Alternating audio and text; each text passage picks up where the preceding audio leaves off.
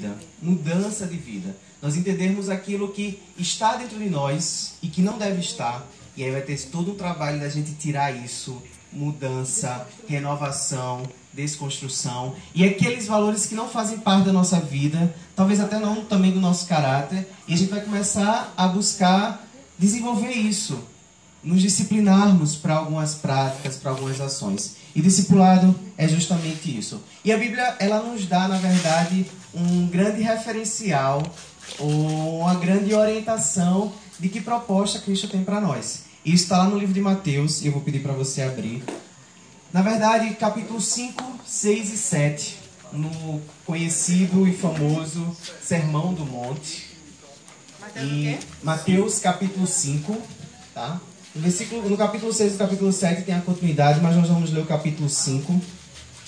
E nesse texto, nessa passagem, Jesus ele junta os seus discípulos e ele começa a falar daquilo que seria as orientações para aqueles que decidiram participar do reino.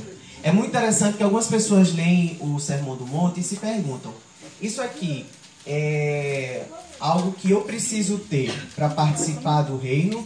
Ou será que isso aqui são o resultado, né? Será o resultado da minha decisão de participar do reino? E o que a gente entende quando lê o texto é que o que Cristo coloca aqui, como eu falei, não apenas no capítulo 5, mas quando ele começa a falar: vocês ouviram o que foi dito, eu, porém, vos digo. Nós vamos vendo que Cristo vai colocando um padrão muito mais alto.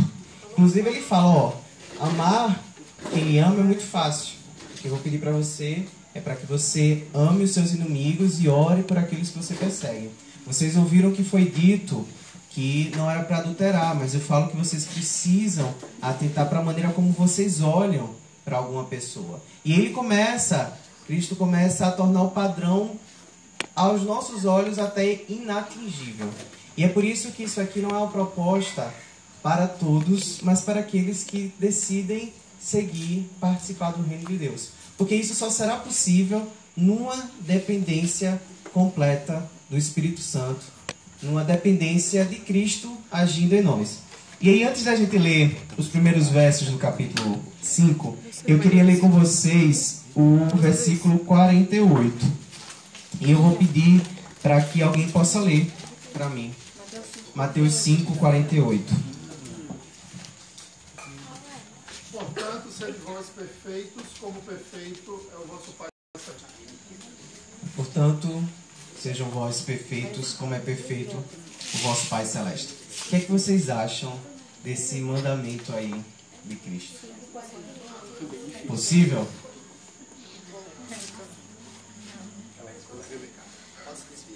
Oi? O que vocês acham que significa perfeição? Jesus, boa. É algo ideal. Oi? É algo ideal. É algo ideal. O que mais? Nossa, chega silenciou, né? Se soubesse que ia silenciar assim rápido, tinha feito no começo. As qualidades numa coisa só. Todas as qualidades numa coisa só. Profundo, Daniel, né? Parabéns, esse é o aniversário dele. Parabéns. Deus abençoe. O que mais? Perfeição. Tem capacidade. Tem capacidade, algo? Sem pecado. Sem pecado. Falou aqui sem defeito. Sem defeito. Ok. E uma vez eu vi uma ilustração muito interessante sobre isso. Aproveitando, inclusive, aquilo que é o sentido original da palavra perfeição ou perfeito. Na verdade, quando Cristo ele pede para que sejamos perfeitos aqui, como perfeito ao Pai, nosso Pai que está nos céus, na verdade, o objetivo de Cristo é falar que nós precisamos cumprir aquele propósito que Deus tem para nós. Como assim? Por exemplo, essa caneta aqui, ela é perfeita se ela cumprir a função dela. Qual é a função de uma caneta? Escrever. Muito bem. E aí, se eu conseguir escrever, e eu consigo, pelo menos até antes de eu chegar aqui ela estava escrevendo, ela escreve. Logo, essa caneta, ela está cumprindo o seu papel e ela é perfeita. E aqui a ideia do termo original usado aqui no Novo Testamento tem a ver com perfeição nesse sentido. Cumprir o papel para o qual algo foi criado.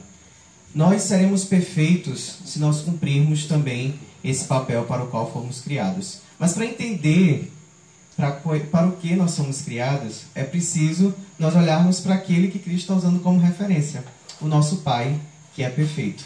Tá?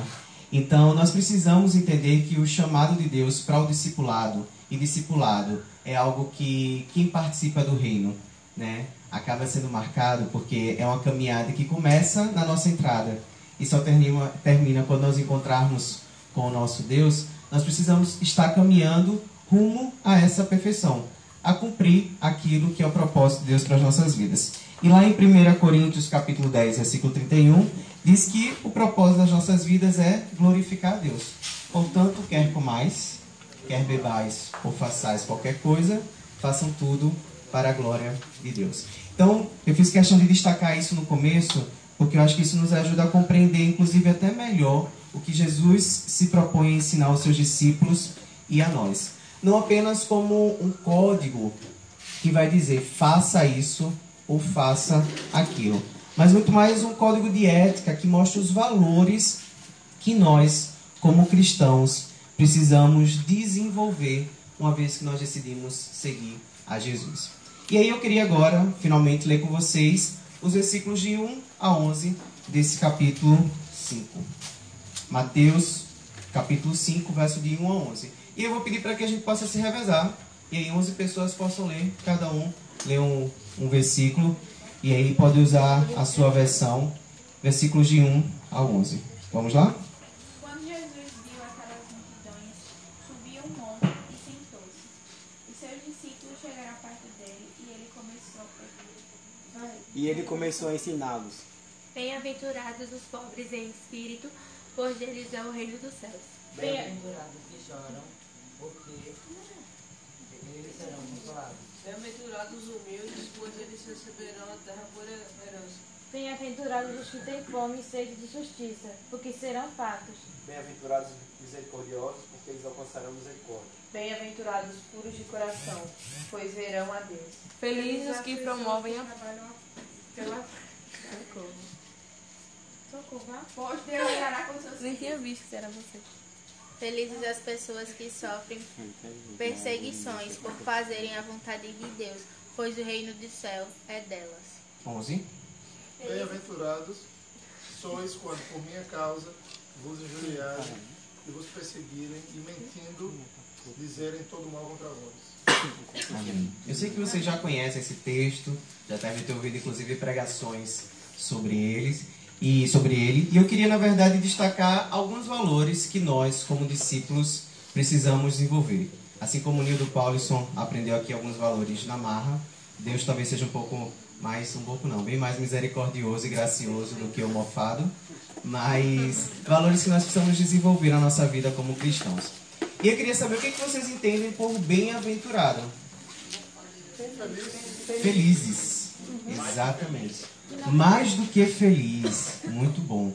Mais do que feliz. Eu ia perguntar quem foi que falou, mas acho que eu reconheci pela voz. Eu? Não, eu falo feliz. Mais do que feliz, mito lá atrás.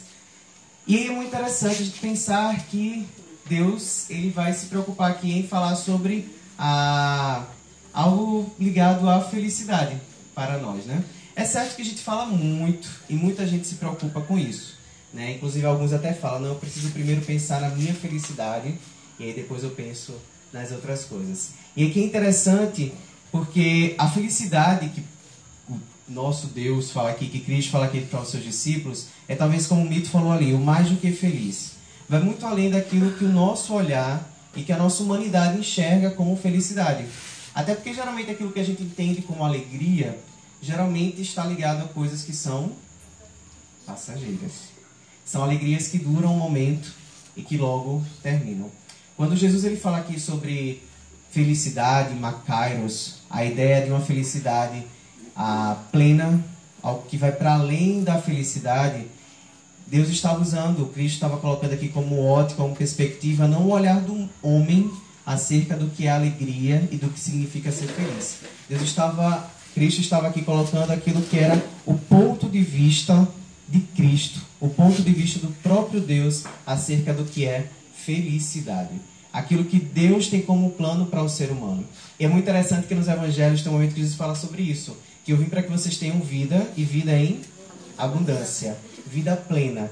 É essa vida plena que Macairos, que esse bem-aventurados quer dizer. Uma felicidade em Cristo, que vai para além das situações que a gente vivencia, que vai além para até o meu humor no meu dia, como eu acordo, mas uma felicidade que preenche a minha vida, né? E até mesmo como o próprio apóstolo Paulo vai falar lá na frente, né? Aquela felicidade, inclusive, que excede o próprio entendimento, assim como a paz que Deus nos dá em algumas situações. E aí a gente ouviu ontem o pastor Vitor falando, aliás, hoje de manhã, alegria no Espírito Santo, como algo que caracteriza o reino, lá no texto de Romanos, e que alegria como um valor que nós precisamos cultivar. Mas não uma alegria passageira, mas uma alegria no Senhor. E essa alegria, ela vai se fazer presente se nós desenvolvermos esses valores. E o primeiro valor que eu entendo aqui, olhando o versículo 3, quando ele fala, bem-aventurado os pobres de espírito. O que você entende por pobres de espírito? A minha pregação não é sozinho não, né? Vocês têm que participar e construir junto comigo. Hã? Eu sei lá o que é, né? Vamos descobrir. Pobres de espírito. Uma pessoa egoísta, né? Sei lá. Uma pessoa egoísta? Sim, que tenha defeitos, eu acho assim. Acho que é o contrário. Pessoa assim. Acho que é o contrário. Que seja, sei lá, egoísta, mesquinha, alguma coisa assim. Pobre de espírito, pra mim, na minha concepção... Pode falar. É justamente alguém que tem um espírito justamente quebrado, ou seja, é justamente o completamente contrário. Se eu tenho um espírito cheio e não sei o que, o meu espírito humano, digamos, eu sou um cara que não tem espírito quebrado, eu sou egoísta, eu sou cheio de mim. Mas se eu sou quebrado, eu não sigo as minhas vontades, digamos. Exatamente. Talvez o que você esteja tentando, ou está até interpretando aí pela ideia própria do espírito, talvez seja um pouco daquilo que a gente fala hoje em dia, ou talvez até que a gente entenda para essa questão ela de pobreza, no sentido de faltar algo ali que seja até bom, né? Mas o que o texto está querendo dizer é muito mais o que Jó está colocando aqui, até porque o Antigo Testamento, ele vai falar sobre o pobre ou aflito como aquele que está sofrendo e que reconhece que não tem condição de salvar a si mesmo. Tanto que a gente vai ver alguns salmos em que o salmista, no momento de contrição, de quebrantamento, ele fala, pobre de mim. Né? Paulo, até o próprio Paulo, ele fala assim, pobre homem que sou. E é justamente essa ideia, um reconhecimento de que nós não somos nada. E aí ele vai falar, feliz são justamente as pessoas que têm essa compreensão, porque delas é o reino de Deus. E tentando tornar em algo simples e que vocês possam guardar, o valor que eu queria trazer o primeiro é justamente a questão da humildade, como algo que precisa marcar alguém que se inverteu, alguém que participa desse reino de Deus, esse reino que vai para além do que é visto. Alguém que entende que precisa de Deus, que eu sozinho não sou nada. Essa necessidade de voltar para casa, como nós cantamos, e que nós somos pessoas que sozinhas não têm condições de alcançar, de chegar ao caminho, de salvar a si mesmo. É a consciência de não merecimento. E é justamente por isso que a gente volta-se para Deus. É como naquele encontro, Jesus ele fala sobre o momento em que entra um publicano e um fariseu no templo. E ele fala que o fariseu agradece por ser um fariseu, né? E se enche ali por ser quem ele é. E o publicano, ele nem consegue, né, se expressar e ele reconhece que ele não é nada. Ele fala que a oração daquele publicano foi ouvida. Porque houve ali uma contrição, houve ali um reconhecimento de que ele não é nada. Então, a primeira coisa aqui que nós precisamos desenvolver é justamente a humildade. A humildade, essa contrição, esse reconhecimento de que nós não somos nada, de que eu não sou melhor do que ninguém e que eu preciso de Cristo para trazer a salvação, para trazer sentido para a minha vida. E isso me faz participante desse reino. Outro valor que eu percebo aqui, versículo 4. Bem-aventurado os que choram, porque serão consolados. Por que vocês acham que os que choram alcançam também essa felicidade?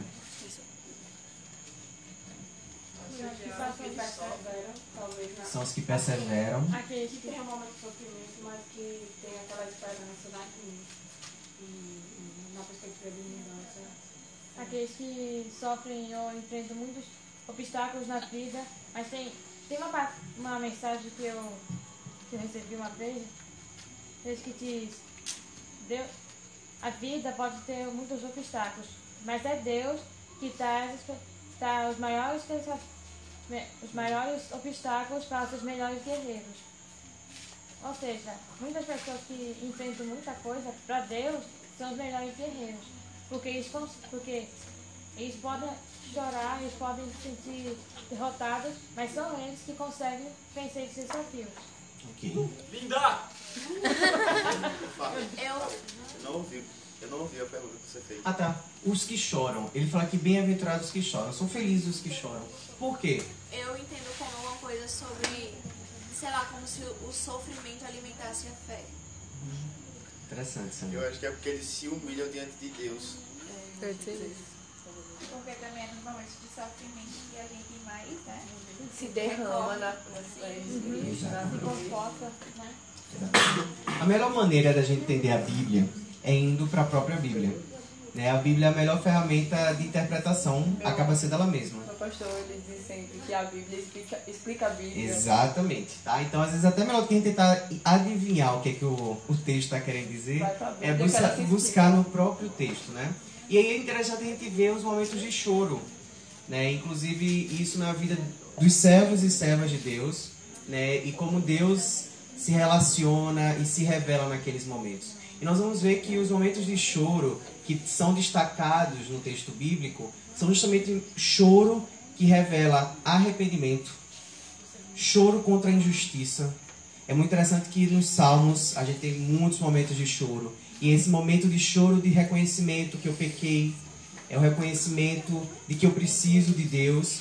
A gente vê Neemias, por exemplo, quando ele vê o que aconteceu com o povo dele, ele chora, lamenta e jejua por alguns dias. E nós vemos Jeremias, por exemplo, era inclusive uma pergunta do Torta na Cara de hoje, quem era o profeta chorão. Jeremias é chamado de profeta chorão porque quando ele vê a situação do povo dele também, ele começa a se lamentar. Então, quando o choro é tratado aqui, não é apenas um choro de emoção, né? Quando eu vejo um filme como ontem, tá?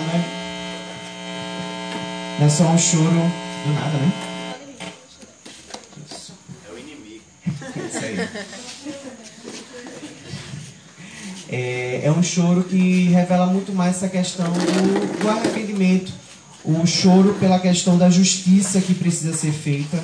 E aqui ele fala que é preciso que esse choro aconteça para que o consolo ele possa vir.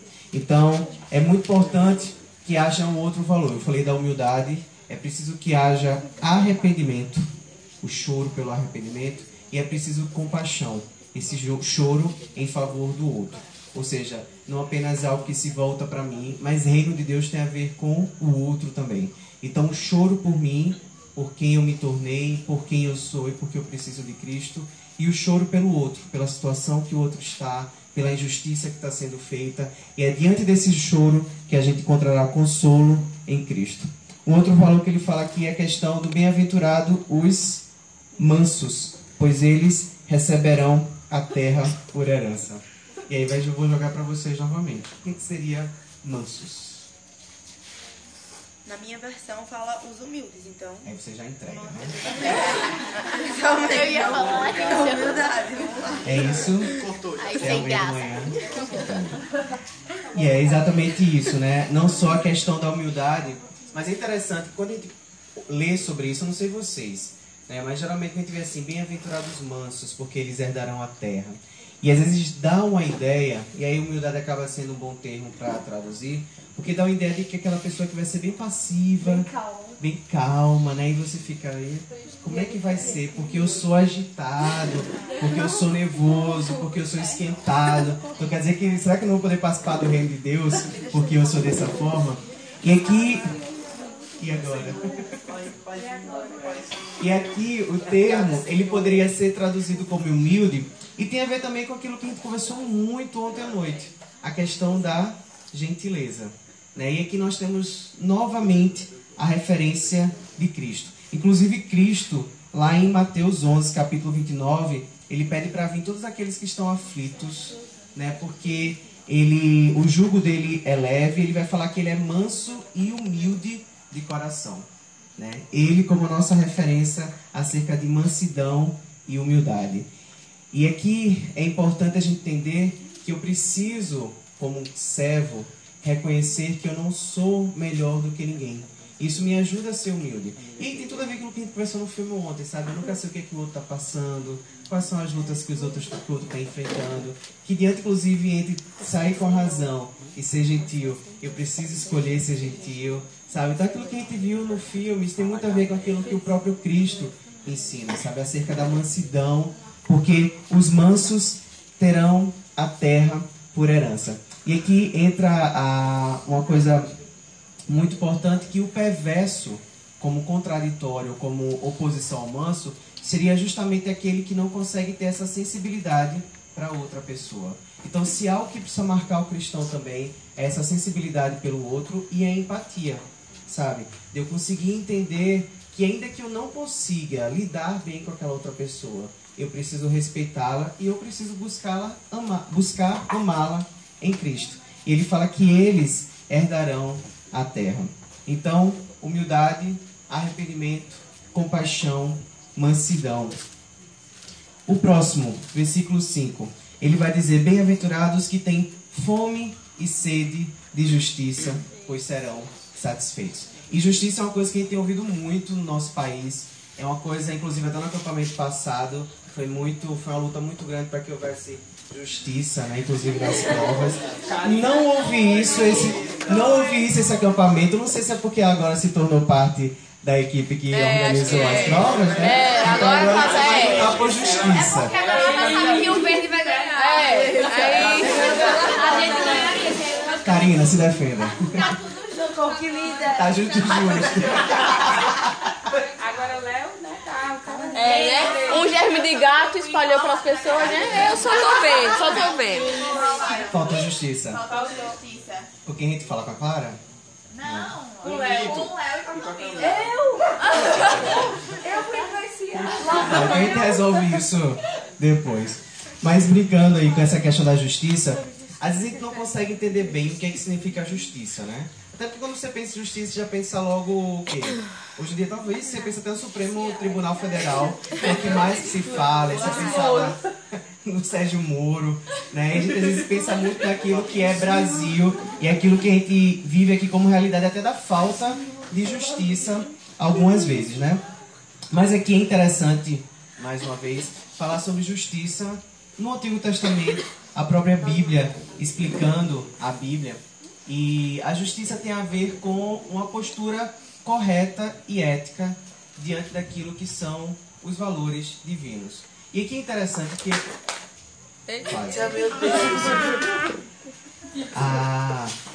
aqueles que guardavam a lei, eles acabaram confundindo um pouco o sentido de justiça.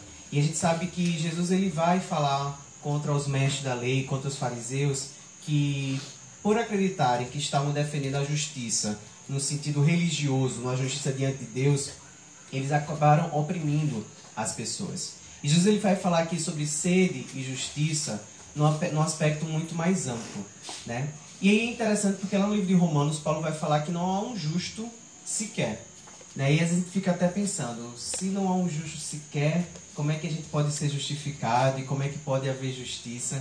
Mas é interessante que lá nesse mesmo texto, no mesmo livro que Paulo fala isso, lá no capítulo 4, versículo 4 de Romanos, Paulo vai dizer que Abraão creu e isto lhe foi imputado, ou isto lhe foi creditado como justiça. Eu lembro que a primeira vez que eu estudei e aprendi mais a fundo sobre esse texto foi bem Trident, sabe? Porque esse termo aqui, ele foi um termo que foi pego emprestado, inclusive da área, digamos, contábil.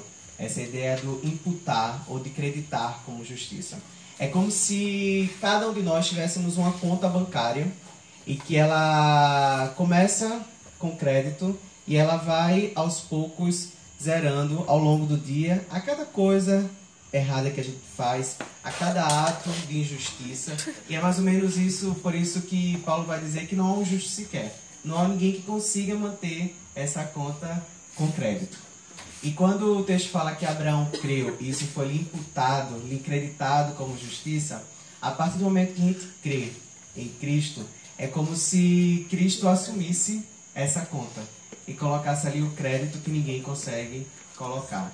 E aí nós nos tornamos justificados, a gente ganha crédito, né? E não por algo que eu faço, ou não porque eu mereça, mas porque eu creio em Cristo e ali os meus créditos, né, de justiça são colocados pelo próprio Deus. Em Cristo nós somos justificados. E Paulo mais na frente vai dizer que nenhuma condenação há para aqueles que estão em Cristo. Então é muito interessante que a gente entenda a amplitude daquilo que é justiça, não apenas no fazer o que é certo, né? Mas entender que ainda que eu não consiga fazer o que é certo, em Cristo nós somos justificados. E a justiça aqui é muito interessante que a gente entenda que envolve também a questão dos relacionamentos e o acesso das pessoas àquilo que é a graça de Deus. E é por isso que o choro, quando a gente falou, né, o choro por aquele que não alcança isso, a fome e a sede de justiça para quem não consegue ter acesso a isso, precisa marcar a vida do cristão. E a gente precisa lutar para que a justiça de Deus esteja presente na vida das pessoas, para que as pessoas possam inclusive chegar até Cristo e que elas possam também ter essa justiça acreditada em suas contas, para que elas possam estar em Cristo, para que também elas não venham a enfrentar a condenação. E quando nós temos esse anseio, e quando nós temos esse desejo por justiça, nós somos também felizes em Cristo. E aí ele vai continuar aqui falando, Cristo, no sermão, bem-aventurado os misericordiosos. E aqui também é um outro termo que a gente usa muito, misericórdia e graça, e às vezes a gente não consegue nem distinguir bem o que é misericórdia e o que é graça. O que seria misericórdia, Nicole? Ai, Deus. Você é uma pessoa misericordiosa? Depende da pessoa. Depende da pessoa. Ou seja, não entendo o conceito de misericórdia. Claro. Brincadeira.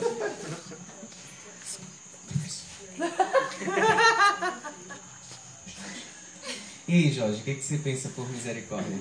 Eu acho que a misericórdia, ela parece com a graça, mas eu acho que ela se distingue, porque enquanto a graça alcança mesmo sendo alguém fazendo completamente tudo de errado, ela não vai... É como se a misericórdia ela perdoasse aquele momento ali, como se a graça ela me abraçasse por inteiro, entende? Cristo tem misericórdia de me falar, tá, tudo bem, você fez isso aqui, eu vou perdoar isso aqui. E a graça fala, tá, você é uma pessoa horrível, mas mesmo assim eu vou salvar você. Legal. Eu vi uma vez uma história muito interessante sobre um pai e um filho e o quanto isso ajuda a esclarecer um pouco a misericórdia e a graça. Contei pra vocês? Não, mas isso foi no culto. Foi no culto?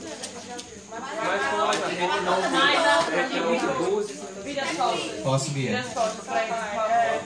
Você misericórdia? Finge que não ouviu, né, galera? Pelo amor de Deus.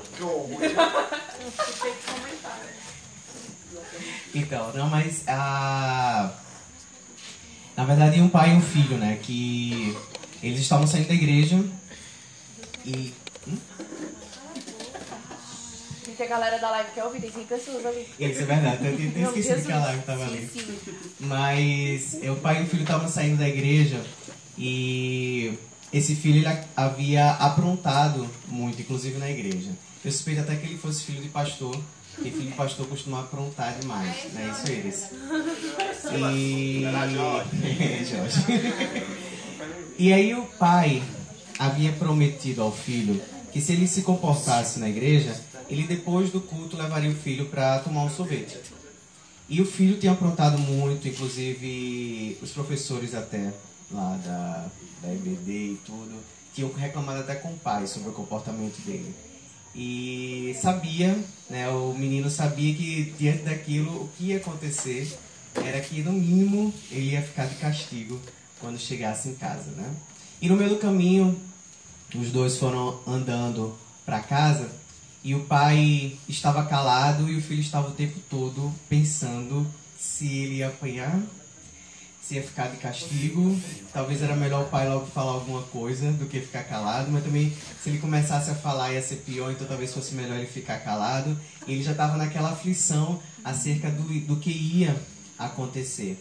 E o pai continuou calado com ele, caminhando, e ele perguntou para o pai: pai, a gente vai direto para casa mesmo? E aí ele falou assim: não, meu filho, a gente vai para a sorveteria. E ele falou: pai, mas o senhor sabe que eu não me comportei bem hoje. E eu sei que o senhor está chateado com isso, que o senhor está calado esse tempo todo. Ele falou: é verdade, mas a gente vai para a sorveteria, como eu falei para você que a gente iria. E eles foram, e lá eles tomaram sorvete. E durante aquele tempo ele aproveitou para conversar com o filho. E ele perguntou: pai, por que foi que o senhor resolveu não me castigar? E ele falou: porque eu queria que você entendesse exatamente o que significa misericórdia e o que significa graça. Porque é assim que Deus age com a gente. E ele falava: o que você merecia? E ele falou para o pai, né? Eu acho que eu merecia pelo menos levar uma bronca ou ter ficado de castigo pelo que ele aprontou. E ele falou: pois é, o fato de eu não ter lhe dado isso, ter lhe dado castigo, significa que eu fui misericordioso com você. E é assim que Deus faz com a gente. Ele age com misericórdia. Ele não nos dá aquilo que nós merecemos. Nós mereceríamos o castigo, né? Aquilo que até o Antigo Testamento traz algumas vezes como a ira de Deus. A ira de Deus se revela para os pecadores. Ele fala que quando Deus não age com a gente de maneira a nos castigar, Ele está agindo com misericórdia. E aí ele perguntou: e a graça, pai? E o pai dele falou: eu lhe trouxe para a sorveteria. Ao invés de lhe castigar, eu acabei lhe dando algo que você não merecia. E quando Deus ele nos dá a salvação, Ele está dando algo que nós não mereceríamos. Ele não apenas não nos castiga, como Ele age com graça. E graça é justamente isso, um favor imerecido. E aqui quando Jesus fala que bem-aventurados misericordiosos, é justamente isso. Vocês serão felizes se vocês entenderem que vocês não merecem. Que não é porque vocês fazem o certo ou o errado, mas é porque vocês me amam que vocês me obedecem. E mais do que isso, ser misericordioso é eu compreender e agir assim em relação aos outros. Inclusive tem até uma parábola em que Jesus fala sobre misericórdia. Ele fala sobre um rei que foi misericordioso, benevolente, perdoou uma dívida e essa pessoa não conseguiu perdoar a dívida do outro. Ele recebeu misericórdia, mas não conseguiu agir com misericórdia. E aqui o texto fala que os misericordiosos são felizes, pois eles obterão misericórdia.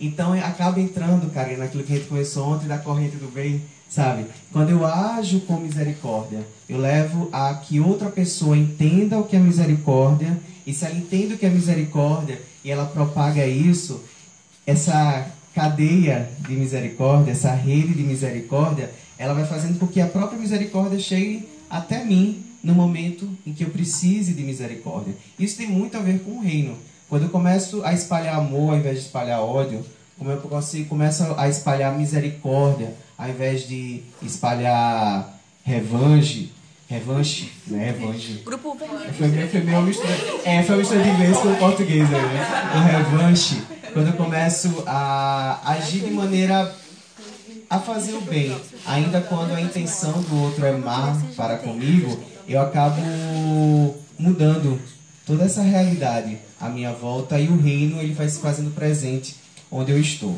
Então, só para vocês não se perderem aí. A gente já falou aqui sobre alguns valores como a humildade, compaixão, arrependimento, mansidão, justiça, misericórdia.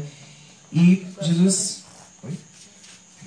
E ele vai continuando aqui, ele vai falar sobre a questão dos limpos de coração. E aqui, um valor, na verdade, eu consigo ver dois aqui, a questão da pureza e da sinceridade. É muito interessante. A inocência, exatamente. A pureza de coração é muito interessante porque algo puro é algo que não tem outra coisa misturada ali. Por exemplo, nós temos aqui um químico de plantão, Léo. E ele pode falar melhor sobre isso. Mas o ouro, por exemplo, ele vai ter mais quilates e vai valer mais quanto mais pureza ele tiver. Ou seja, quanto menos substâncias que não seja ouro esteja misturado nele, mais puro ele é e mais valor ele vai ter.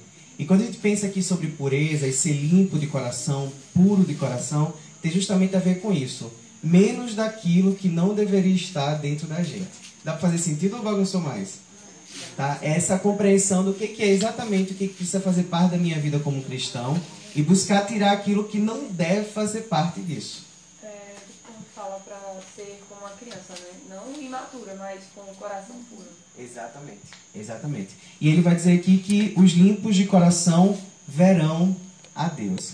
E é maravilhoso isso, porque se ver a Deus, a gente tem falado que o reino é esse reino invisível, que a gente não consegue ver, mas quando a gente consegue entender exatamente aquilo que Deus tem para nós, aquilo que eu preciso cultivar dentro de mim, isso me prepara para que eu possa me encontrar com Ele, né? Para que eu possa vê-lo, ainda que diante dessa situação e dessa sociedade e desse mundo em que é tão difícil ver o Senhor. E não apenas vê-lo, mas refleti-lo, porque a pureza em mim é tão grande que me leva a refletir isso a outros que ainda não viram. E aqui é interessante que a palavra sinceridade tem muito a ver com isso. A palavra sincero, que vem justamente da ideia do sincera, lá na idade ainda ligada ao Império Romano, e por isso que vem do latim, né, que era a língua falada por eles, eram vendidos vasos em que eles... na verdade, tem duas possibilidades para o surgimento desse nome. Mas vou usar uma das versões, em que eles falam que os vasos de cera, eles acabavam sendo tão transparentes que você via o que estava dentro, né? E por isso que eram vasos quase que sem cera, né? E uma das possibilidades do nome da palavra. E a ideia é que a gente seja justamente isso, transparente, a ponto de que a gente possa refletir aquele que mora em nós, né? Aquele que habita em nós. Ele vai falar que bem-aventurados são os limpos de coração, porque eles verão a Deus. E aí, versículo 9, bem-aventurado os pacificadores. E aí a versão que eu acho que Camila leu, quando ela começou a ler, falava sobre os fazedores de paz. E fazedores de paz é justamente uma das melhores traduções que vem para a ideia do pacificador. E quando a gente pensa em pacificador, geralmente a gente pensa em alguém que não vai brigar. Ele é pacífico, ele não briga. Não é isso? Paz e amor. Mas fazedor de paz traz uma ideia muito mais ativa. Exatamente. Eu não apenas vou ficar na minha para que nada aconteça. Na verdade, eu vou ser promotor da paz. Eu vou ser um fazedor da paz. Isso aqui é maravilhoso porque mostra somente isso. A responsabilidade ativa que nós temos para que a paz seja vivida. A gente falou sobre reconciliação em outro momento aqui nesses dias. E é justamente isso. Foi nos dado o ministério de reconciliação de Deus com o homem, do homem consigo mesmo e do ser humano com o outro. Além disso, nós precisamos entender que Paulo vai falar isso lá em Romanos 12, 18, que no que depender de nós, precisamos ter paz com todos os homens. Então nós precisamos ser esses promotores da paz. Inclusive diante daquilo que é injustiça, diante daquilo que vai contra os valores do reino. E eu preciso lutar por isso, né? Não usando necessariamente armas, mas usando aquilo que é a própria paz. Precisamos ser promotores, fazedores de paz. Ele fala aqui, bem-aventurados pacificadores, porque eles serão chamados filhos de Deus.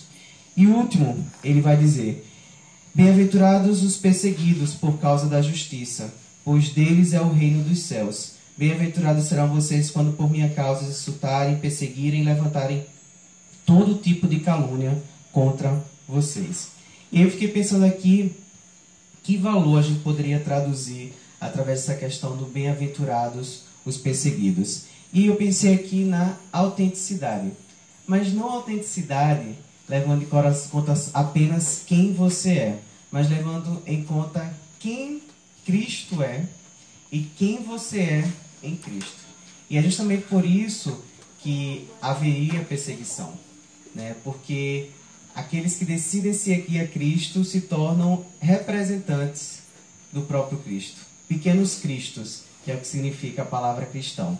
Então, quando nós entendemos quem Deus é e quem nós somos nele, e qual o projeto de Deus para as nossas vidas, e o que Ele tem para nós, e quais são os valores que eu preciso cultivar, e qual a vida que eu preciso ter, e como é que eu posso impactar as pessoas e abençoar as pessoas à minha volta através disso, eu vou acabar realmente, em alguns momentos, incomodando, em alguns momentos eu vou acabar sendo perseguido, as pessoas não vão entender porque é nadar contra a maré, é remar contra a maré, é ir na contramão do mundo, é realmente o inverter-se. E o que Cristo fala aqui é que há um projeto de vida, talvez invertido para alguns, mas há um projeto de vida para aqueles que defendem ou que abraçam e que decidem caminhar com o reino.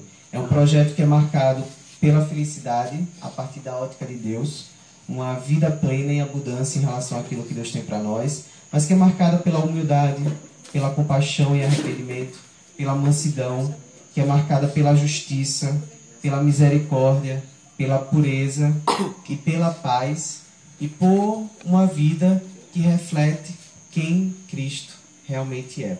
E esse é o desafio que nós temos de viver o reino, não só na nossa vida individualmente, mas nos nossos relacionamentos.